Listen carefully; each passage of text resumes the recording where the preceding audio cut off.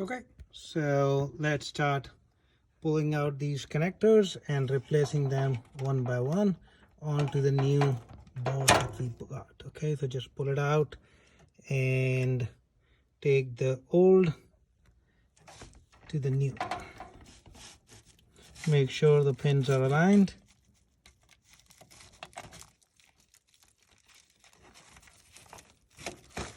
Voila. Okay, so we connected two of our connectors, and this is basically the same process that we repeat.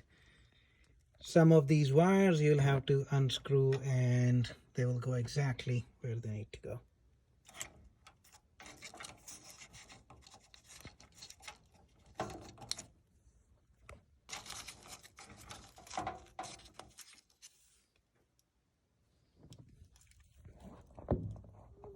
Okay, hold on.